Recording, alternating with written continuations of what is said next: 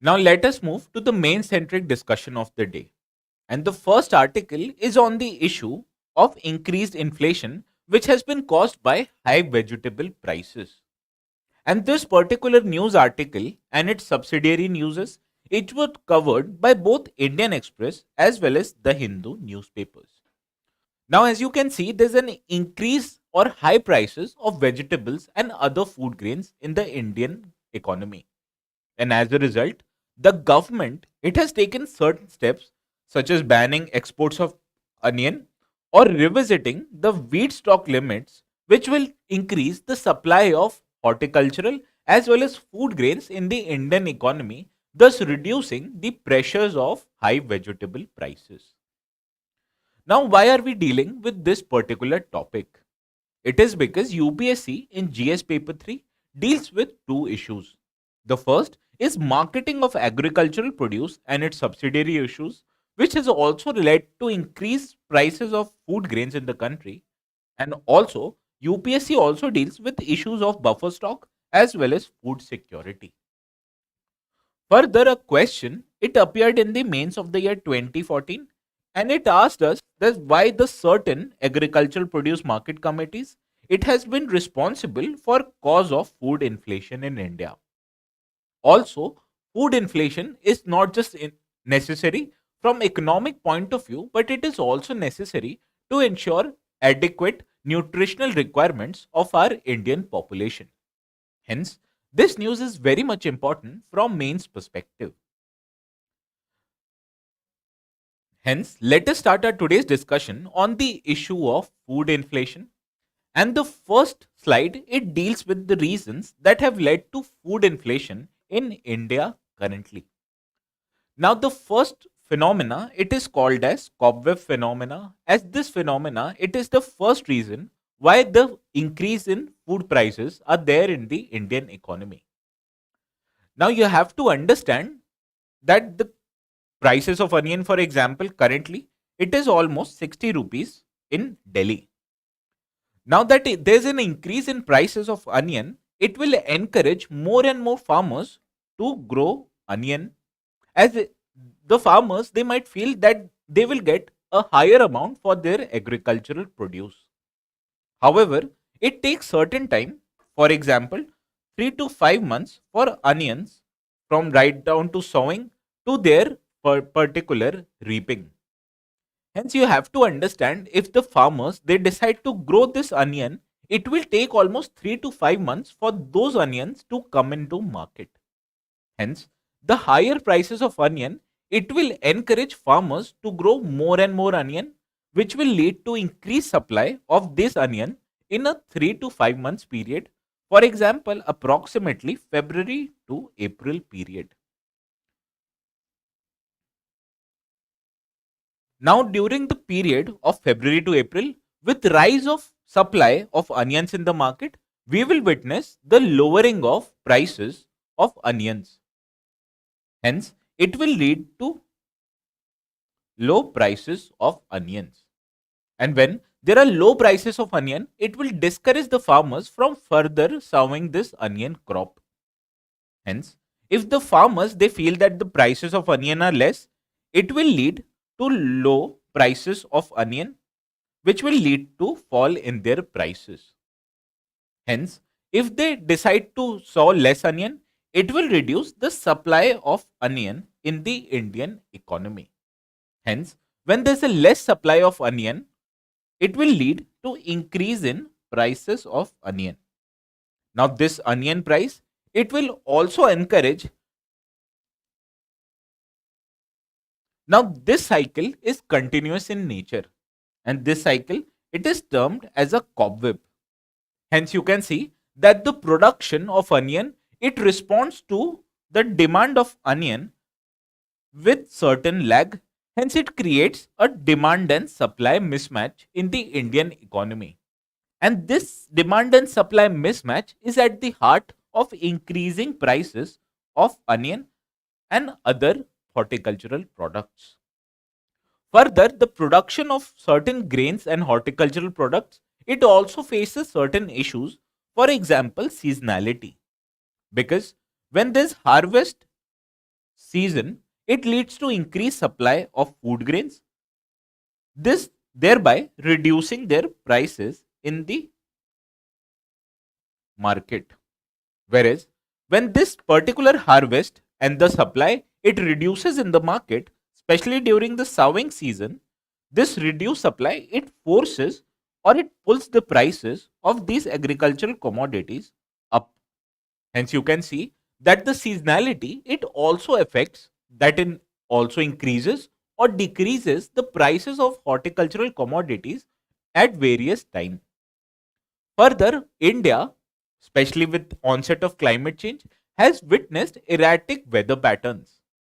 For example, some areas they might witness low rainfall or other areas they might witness higher rainfalls. And both of these factors they affect the productivity of a particular crop, because if the rainfall is short or inadequate, it will lead to drying of crops. Whereas if the rainfall is more or excess than what is required, it will lead to flooding of areas, thereby further destruction of existing crops. Hence, both of these factors they have created certain gaps in the production of food grains and horticultural commodities in our market.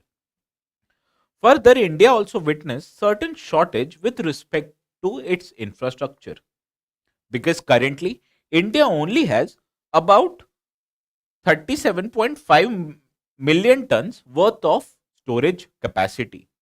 Whereas on the other hand, India produces about 315 million tons of food grains as well as 341.6 million tons of horticultural commodities.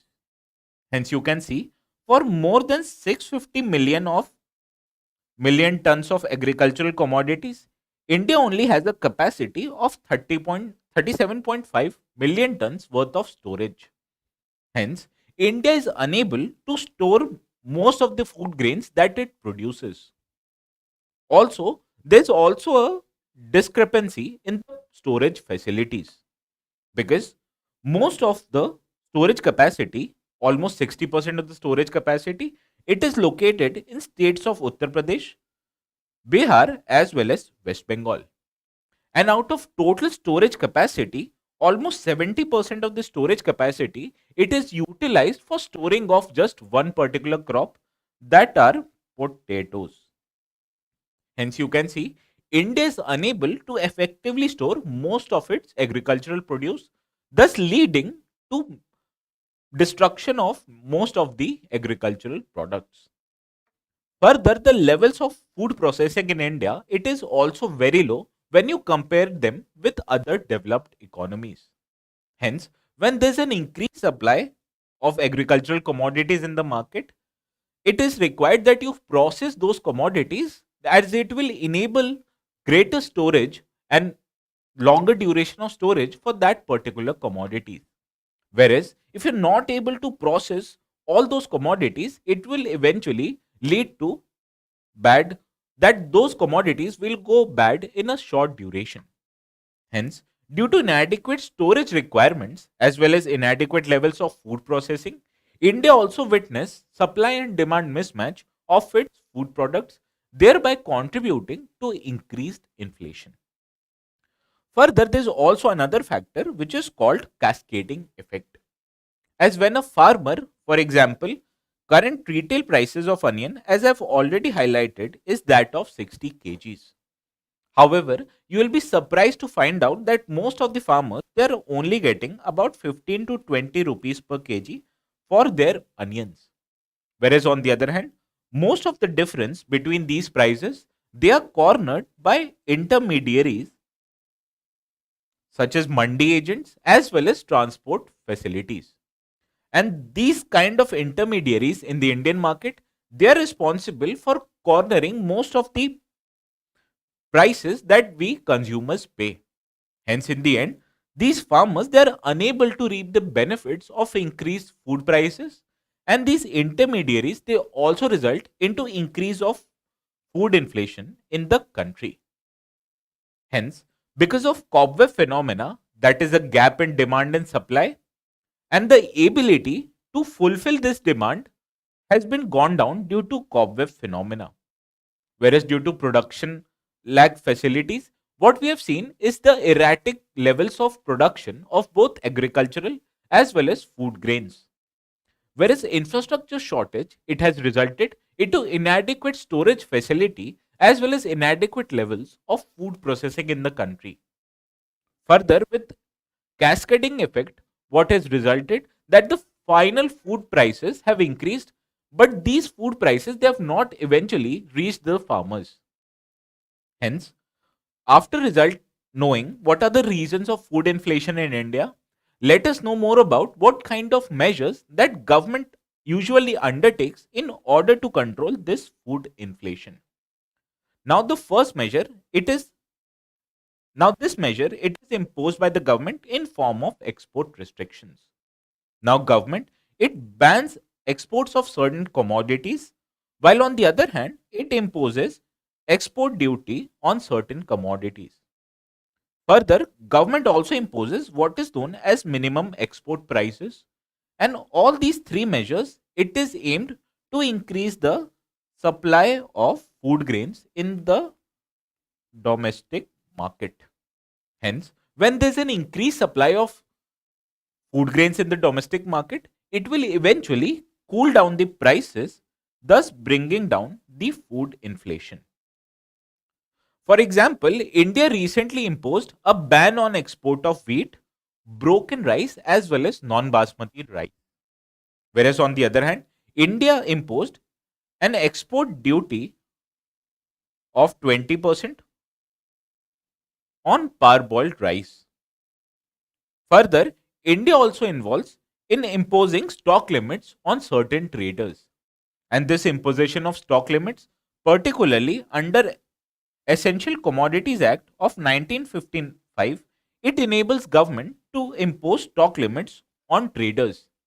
As these stock limits, they discourage ho- hoarding of agricultural commodities.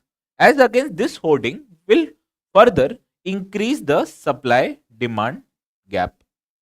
However, when a particular trader is unable to hoard products, it will naturally increase the supply of food grains and horticultural commodities in the market. Further, government has also undertaken some supply side measures. For example, in Delhi, what you see that there are Safal stores in every locality. And through these Safal stores, what government usually does is that they provide certain kind of commodities to these Safal stores, and these commodities they are available at a lesser price when you compare them with market. For example, only last year per kg of onion it was available in Safal markets for about 40 rupees per kg, whereas on the other hand the prices of onion in the open market it was rupees 100 at that time. Hence, you can see through organized retail such as Safal outlets, the government it distributes certain commodities whose prices have increased recently. Further, in government also maintains some kind of buffer stock for its important commodities like rice and wheat.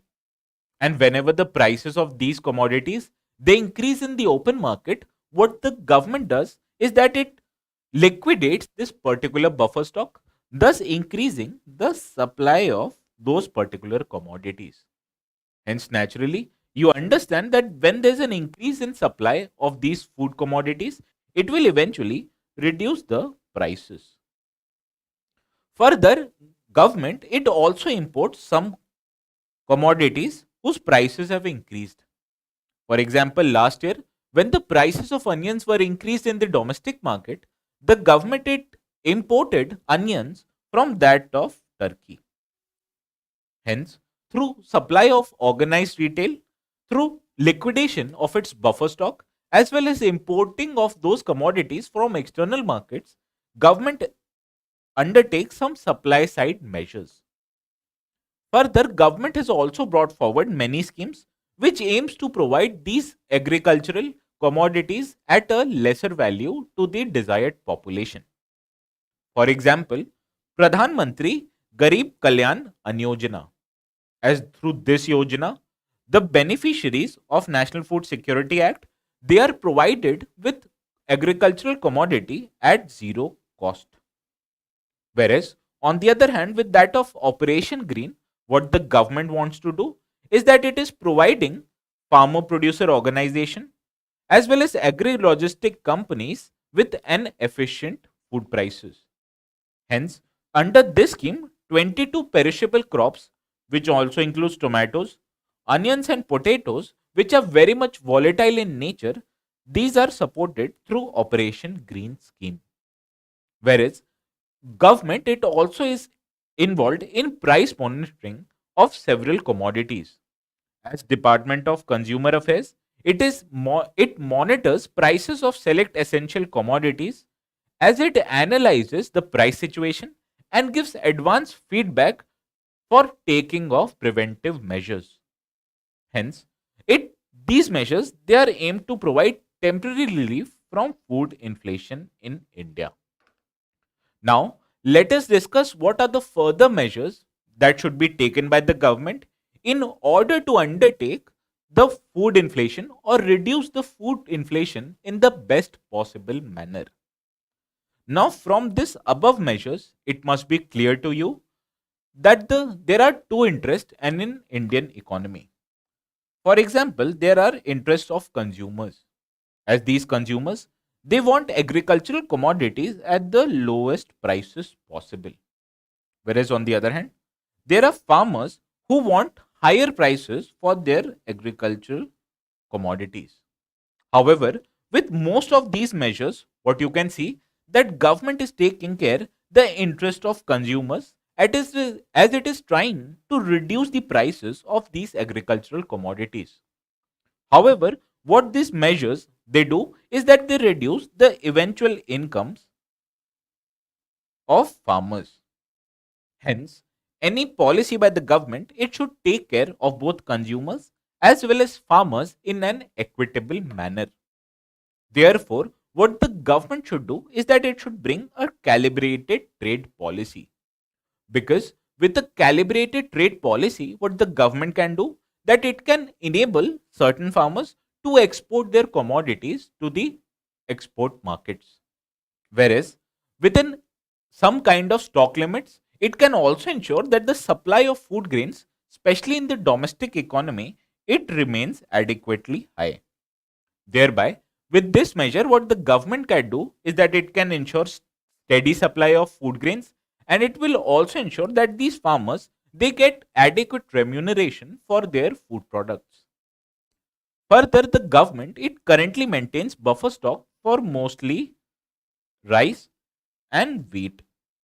However, as we have seen that prices, especially that of tomatoes, onions as well as potatoes, they are very much volatile in nature. Hence, the government it should also have buffer stock for these particular crops as it will help them to have an adequate level of supply in the market. Because whenever there's a food inflation, particularly with respect to these kind of commodities, what the government can do is that it will liquidate these buffer stock, thereby ensuring an adequate levels of supply. Further, government it previously incorporated an income support scheme in form of PM Kisan Yojana. Now, under this particular scheme, what the government did that it provided farmers with 6,000 per year of support as form of income support. However, this particular scheme it was incorporated in the year of 2018 itself. Hence, there is a need to increase this income support for farmers, which will eventually enable them to reduce the prices of their commodities. And in this regard, what the government can do is that it can increase this particular income support with that of rupees 10,000 per year. Further, as we witnessed in the last slide, that the levels of food processing in the Indian economy it is currently quite low. Hence, what the government should do is that it should encourage the food processing in the Indian economy because processed food and its value chain it will help farmers to liquidate this stock in a particular desired manner. Further, these perishable commodities such as tomatoes and onions, they can be processed and stored, which will elongate their particular time frame. As this will enable to liquidate the stock at an adequate time possible, and it will also reduce the demand and supply mismatch that exists currently. Further, there should also be an effort in order to undertake more research and development, because the current levels of research and development is that of 4.48% of agricultural GDP. However, when you increase the research and development in the economy, particularly with that of agricultural sector, it will help us achieve higher productivity. Naturally, this higher productivity will mean that there is a more supply of food grains in the market, which will eventually lead to lowering of food prices. Also, as I've already highlighted in the first slide itself, that there's an erratic weather pattern in the Indian economy. And what this erratic weather pattern does is that in case of less supply of water, the crop goes bad. However, if the government it decides to provide irrigation support to rain-fed farmers, it will help them achieve an adequate level of supply of their food grains. And further, with adequate supply, what I've already highlighted, that it will further cool down the food prices in the Indian economy. Hence, with a calibrated trade policy, liquidation of buffer stock, especially with that of tomatoes and onions, providing more income support to farmers, increasing the levels of food processing in an Indian economy, increasing the levels of research and development and its spending for achieving a desired level of productivity, and providing irrigation support in rain fed areas. These measures that can be incorporated, which will increase the supply of food grains. And naturally, this will mean that India will be able to control its food inflation in a more desired manner. Now, with this, let us move to the second mains related article of the day, which appeared in Text and Context, or page 9 of the Hindu newspaper.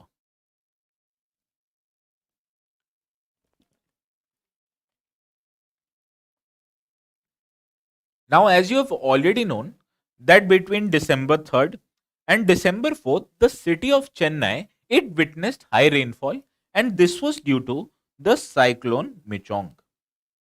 And due to this increased rainfall, what we saw that several urban areas in the Chennai city it got inundated with flood waters. Now, this brings us attention to the problem of urban flooding. And why are we dealing this particular topic? It is because UPSC in GS paper 3 it specifically highlights disaster and disaster management. Further, this topic of urban flooding it is also important from mains perspective, because UPSC in the mains of year 2016 it asked a question on increasing frequency of urban floods.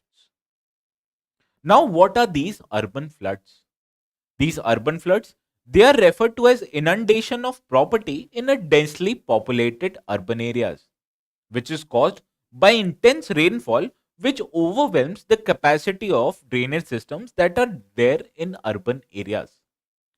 Now, a natural question might appear that how is this urban flooding different from rural flooding?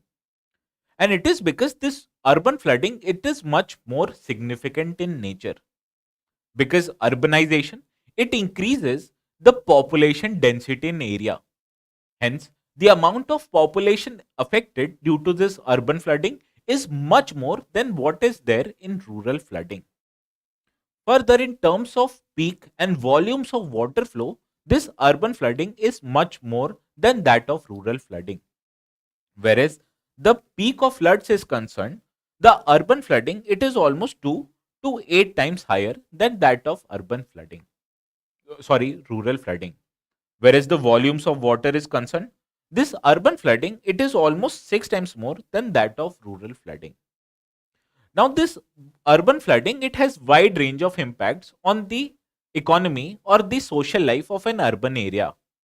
For example, as you can see from this picture, this urban flooding it damages the vital urban infrastructure such as transport services as well as power supply. And this it leads to economic losses such as disturbance in industrial activity as well as disruption of supply chains. Further, there is also a subsequent loss in life and damage to property. For example, during this urban flooding, 17 people they lost their lives in the Chennai floods. I'm sorry. Further, with this urban flooding, what we witness is that there is a displacement of people from these flood areas into higher lands.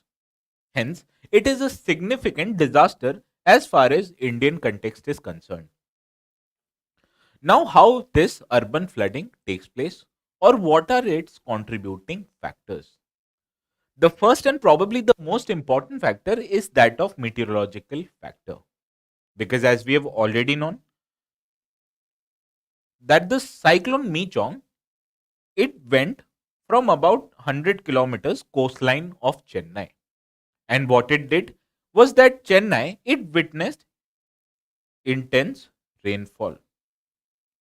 Now, two areas or two observatories in Chennai, they witnessed almost 46.8 centimeter and 43.8 centimeter rainfall in just between 3 to 4 December.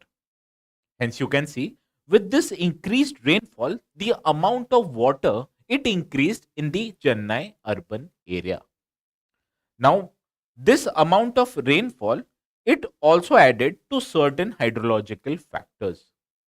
For example, there are certain parts of watershed which and synchronization of this rainfall water in these watersheds, what it leads to increased flow of flood waters. Further, Chennai is a coastal city, which means if there's a high tide in the sea, this increased flow of water will not flow into sea due to high tide. Hence, this high tide it will impede the flow of increased rainwater into the sea, thus adding to the flooding in urban areas. Further, during the rainfall, which is there, what we see is that the soil moisture levels they also increase. And with this increased soil moisture levels, what happens that the water which naturally trickles down or infiltrates into the soil, it reduces. Hence, it reduces the absorption capacity of soil, thus increasing the risk of floods. Hence, in absence of natural bank or overflow channels, what we see is that there's an increased chance of flooding in urban areas when there's an increased rainfall. Further, there are also man made factors which have increased the level of floodings in any urban areas. For example, what we witness in urban areas is that there's a significant land use change because most of the lands which are there near rivers and seashore they have been continuously inhabited by people due to increased population pressure, and this means that there has been certain encroachment in floodplains as well as coastal areas, and this means that the natural flow of water it is obstructed by this encroachment, which further reduces the ability of natural flow of water to the sea. Further, what we have seen that there's a certain kind of infrastructure that has drainage system which are present in every urban area. But with indiscriminate solid disposal or solid waste disposal, what we see that this drainage they remain to be clogged. Whereas in absence of adequate maintenance of these drainage, what we see that these drainage they are unable to take this naturally increased flow of water. And when there's a sudden increase in levels of water due to this rainfall, this drainage system of an urban area it fails. Thereby, all of these factors they act in together and furthers the increased level of urban flooding. Hence, due to this change in both meteorological hydrological as well as human related factors, they have contributed into urban flooding, not just in Chennai but also in Delhi, Mumbai, as well as other Indian cities. Now, what should be the way forward, or what are the NDMA guidelines that favors reduction of this urban flooding? Let us look that in the next slide. Now we know that what dealing with urban flooding requires is that there should be an integrated approach. And in this regard, the National Disaster Management Authority, it has published certain guidelines. And this guideline, it highlighted that the Ministry of Urban Development of Government of India, it will act as a nodal ministry in dealing with this urban flooding instances. Whereas the decision making and planning of flood mitigation infrastructure, it will be given to the urban local bodies, as they will be empowered and educated in order to take effective mitigation as well as adaptive measures. Also, what this NDMA guidelines highlighted, that there's an immediate need to develop early warning systems, as these systems, it will help us communicate whenever there is a increased chance of urban flooding, because there's a need to develop local networks as well as delineate with various areas which are more prone to these urban floodings. And whenever there's an increase in level of waters in these areas, there should be an early warning system which will alert all the people of this impending urban floods. Further, every local body, it should also undertake risk assessment, because undertaking risk assessment, it will enable them to delineate which are more prone areas. Hence, these prone areas, they should be incorporated with various changes in urban design and planning, as there's a watershed based or a certain level of existing storm water drainage system. However, when there are more prone areas, these prone areas should be, the drainage system, it should be largened. Further, every building in this prone area, they should be incorporated with rainwater harvesting measure, as this measure, it will help us reduce the amount of water that goes down the drainage. Further, there is also a need to undertake an integrated planning of not just water management but also solid waste management, because as I've already highlighted, these solid waste, what they do is that they clog the drainage system in an urban areas, and with an effective level of solid waste management, we'll be able to maintain our drainage systems in a more effective manner. Also, the most important aspect is that the resilience of the local communities, it should be increased, because members of these local communities, they are they act as first responders to any disaster event, and hence when they are able to know more about this urban flooding instances at an early time, then they will be able to respond in a better manner. Further, education as well as development in terms of capacity should also be undertaken in order to make these local communities more resilient. Hence, by taking an integrated approach from planning to coordination as well as developing an effective early warning system, by further increasing the risk assessment by local bodies and incorporating the changes in design and planning at more prone areas, will make the local communities more resilient. Further, with increased awareness and communication, these local communities will be able to respond to any urban flooding instance in a more desired and an effective manner. Hence, with this, we conclude our discussion on the urban floodings. Now, let us deal with the third mains related article, which appeared on page 23 of the Indian Express. Now, this particular news article, it deals with the issue that RBI, it is currently offering cloud storage services to many financial sector companies.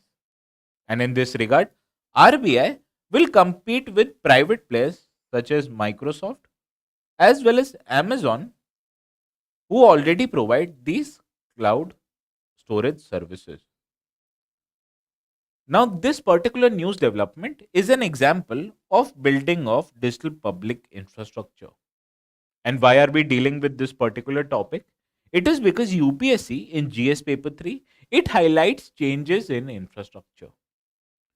Now, India it has developed certain high levels of digital public infrastructure, and all this development is started back in the year of 2009 with that of Aadhaar cards.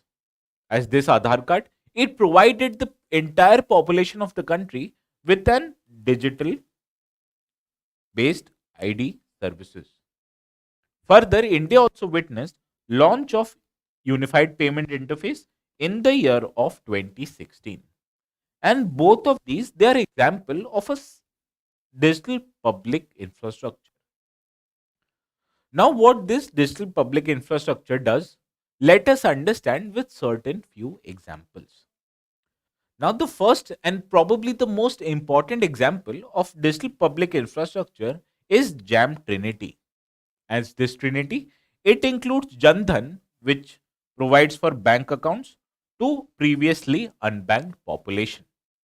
Whereas, on the other hand, Aadhaar, it provided ID to several population, which enabled them to undertake or incorporate various government measures into their particular bank accounts.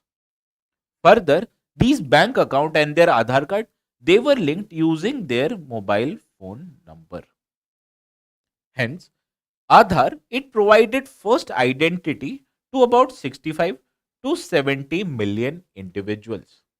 Whereas through Jandhan account, what the government it did that it increased the levels of financial inclusion, because about only 53% of population in India they had bank accounts in the year of 2016.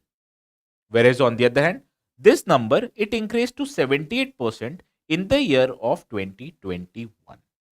Hence you can see with use of Jan Dhan as well as Aadhaar, government it increased the levels of financial inclusion. Further, with this JAM Trinity, what the government started was that it provided support to people using direct benefit transfer. As this particular measure, it not only reduced the amount of subsidy burden, but it also increased the effectiveness of this support to previously unbanked population. Further, government it also provides certain digital public goods. For example, it offers online verification through eKYC services, whereas on the other hand, your legal documents such as 10th and 12th mark sheet as well as PAN card or driving license, they are available through you through DigiLocker. Further, for development of e-commerce, what the government has started is that it has developed an open source or open network for digital commerce.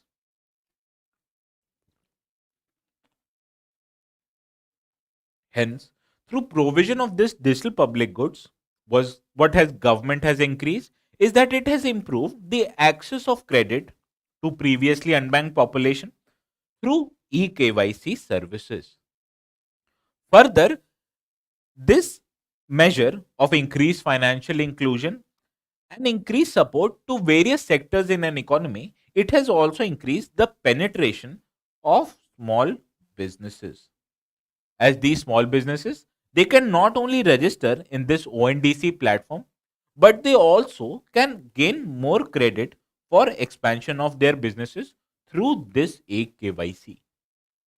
Also, government provides some kind of digital finance infrastructure in form of unified payment interface, which enables an individual to directly transfer the money from their bank account to that of businesses using just their mobile phones. Also, government digitized the entire indirect tax collection in this GST regime.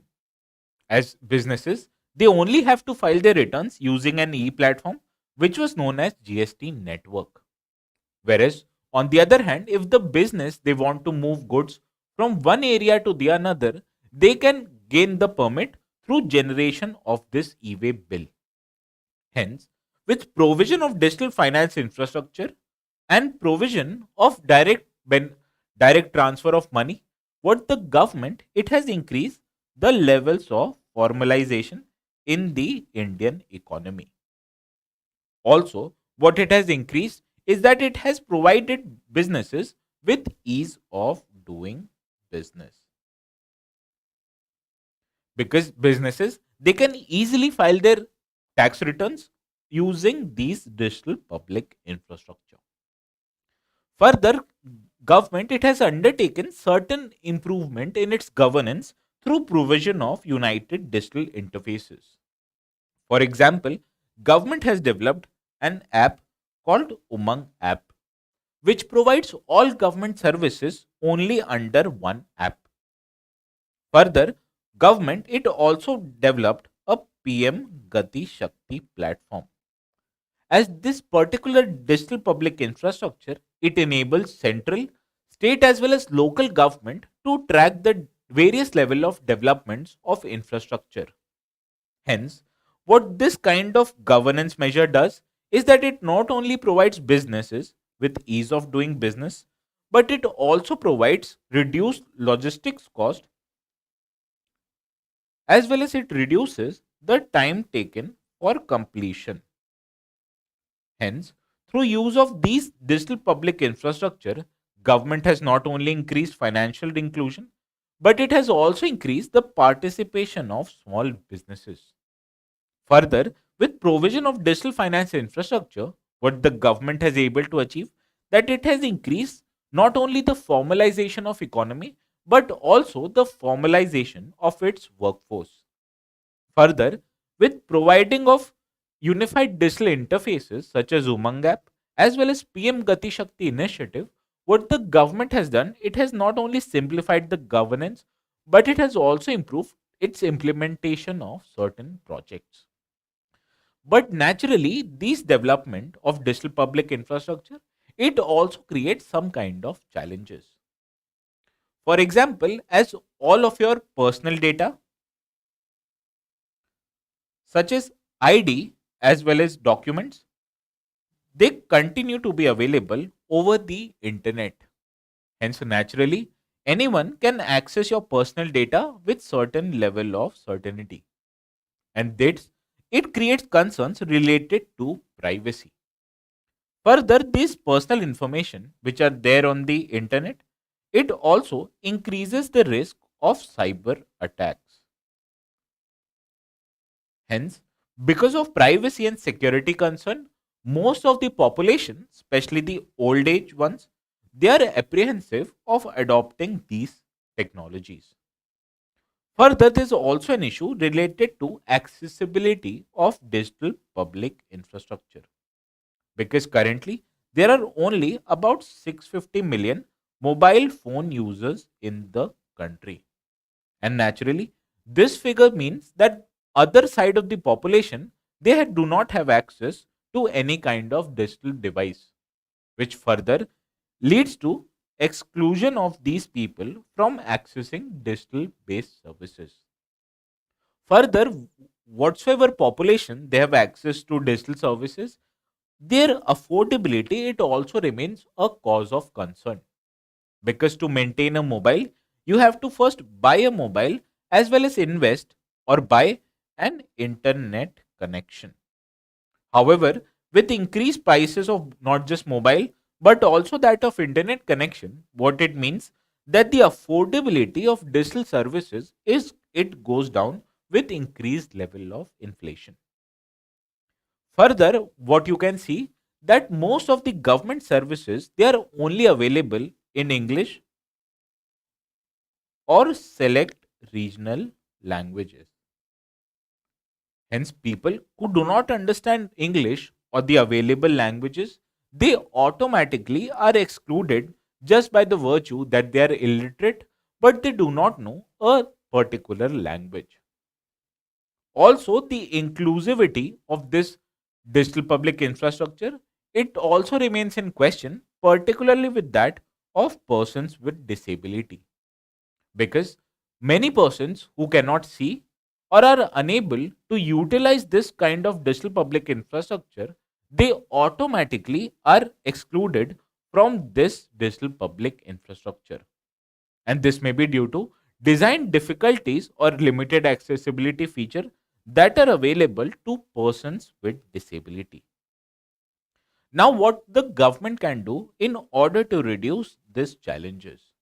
Let us look this in the next slide. Now, the first challenge or the first support that the government should provide is that of regulatory support. And through this, government should encourage more data protection measures.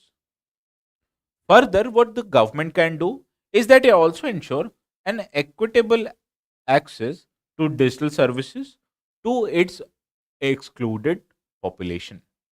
And what equitable person or what equitable provision of these services mean? That the government it should look to invest in provision of digital infrastructure, as there's a need to increase the level of internet penetration in that of rural areas. Further, the government it should also look to subsidize digital devices. Hence, when the internet it is available to all at a cheaper prices, and the devices which are used to seek or access internet, they are also available at a subsidized cost, it will lead to inclusion of more and more people into or enable them to utilize this digital public infrastructure. Further, what the government should do is that it should encourage the development of content which are more localized in nature. Hence, digital content it should be available in all regional languages. Further, what the government should do is that it should incorporate targeted services of this digital in public infrastructure. For example, e-advisory services it should be provided to farmers that will encourage them or help them to achieve higher levels of productivity for their agricultural goods. Also, with increased penetration of e-advisory and e-healthcare services, what the government should look that it should achieve the adequate levels of health care, especially with that of women and children. Further, government it should also look to provide e-education services to that of tribal children as well as children who belong to poor classes. Hence, with increased regulatory support, especially with that of increased data protection measures, provision of digital infrastructure in a more equitable manner, with increasing of an internet penetration in the rural areas, as well as subsidizing the cost of digital devices, with this government can look to increase the levels of digital public infrastructure. Further, with provision of local content in regional language, it will help government increase the inclusivity of this digital public infrastructure. Whereas with targeted services, especially through that of farmers, women and children, what the government can do is that it will help these targeted population achieve a higher level of well-being. Hence, this was all for today's discussion on digital public infrastructure. And with this, let us move to the last article of the day, which appeared in explained section of the Indian Express. Now, this particular news article it deals with expulsion of a Trinamool Congress MP, that was Miss Mahua Moitra, as she was alleged to be involved in a unethical practice. And based on this unethical practice, the Committee of Ethics of Lok Sabha it recommended the expulsion of this particular MP. Now, why are we dealing with this news article? Because GS Paper 2 syllabus it deals with Parliament and state legislature and its functioning, conduct of business, powers and privilege, and issues arising out of these. Further, specific committees such as Estimate Committee and its working its question was asked in the mains of 2018 itself. Hence, the workings of ethics committee, which we have dealt in previous DNSs, it is also important from mains perspective. However, in our today's discussion of this news article, we will primarily deal with what kind of measures that an expelled MP currently has. As this expelled MP, can he or she appeal towards the higher judiciary in order to restore his or her membership? Now, let us deal with what kind of legal remedy that an expelled MP currently has. Now, naturally, the Article 112 of the Indian Constitution, it held that proceedings of the Parliament, it cannot be questioned in any court of law. However, in the Raja Rampal case, which was that in 2000s, this case it dealt that Supreme Court or higher judiciary, it can deal with certain kind of cases even when it affects the functioning of a particular house. For example, if any proceeding of the house it violates the substantive nature of the decision or it violates the constitutionality of India's constitution, then this Supreme Court or higher judiciary it can inquire into the proceedings of a house. Further, when the proceeding of a house it violates the fundamental rights of a citizen, then also the Supreme Court it can hear cases regarding the functioning of legislature. Also, Article 105 of Indian Constitution, it gives certain powers and privileges to both houses as well as its members. However, according to Supreme Court in the Raja Rampal case, what the court highlighted that the court can inquire into as this article it does not grant house or its members the complete immunity to parliamentary proceedings. Hence, the Supreme Court it can ask or it can consider cases related to breach of this article within the confines of Article 122 as well as 212. As these two articles, it prohibits court to inquire into proceedings of parliament as well as state legislature. Now a question will appear whether Supreme Court can deal with the truth or correctness of a material that is placed in the legislature. And in this regard, the Supreme Court it highlighted that it cannot consider the truth or correctness of a material because it deals with procedural issues and not substantive issues. Now, what are substantive or procedural issues? For example, when there's a fairness of proceeding in concern, whether a proceeding of a particular legislature was it fair or not, it deals with procedural issues. Whereas the validity or competence of a particular legislature is concerned, it is known as substantive issues. Hence, from this above discussion, we can safely conclude that this higher judiciary, especially the Supreme Court, it cannot deal with the procedural issues with that of legislature. Hence, in procedural regards, the legislature it has complete immunity from High Court or its Supreme Court proceedings. Whereas on the other hand, the substantive matters are concerned, such as validity or competence of a particular body, then that decision can be dealt by Supreme Court. Hence, this was all for today's discussion in our daily news simplified. And with this, I again request you to hit the like, share and subscribe button if you want to stay updated with our future updates. And with this, the students can ask the questions in the comment section.